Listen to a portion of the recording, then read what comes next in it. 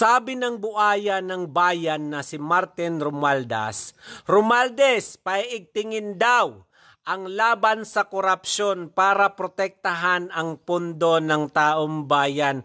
Hindot ka!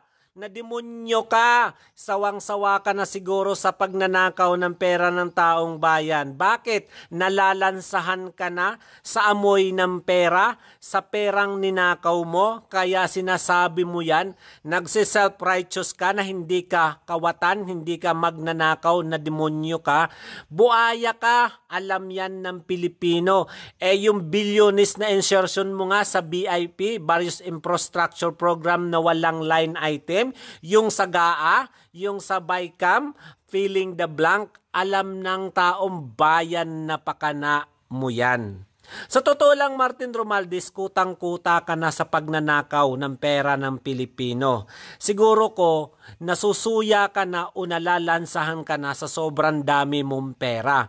Gusto mo, pantay kayo ng kayamanan ni Bangag. Mas mautak si Bangag, mas magnanakaw ang magulang niyan. Nasa Guinness Book of Record yan. Hindi mo mapapantayan. Ang ginagawa mo ngayon, ginagawang biktima ang taong bayan. Diba? Hindi mo kami maluloko, buaya ka, Martin Romualdez. Yan ang totoo. Hindi ka dapat nagsiself-righteous. Waray laban pala, follow for more.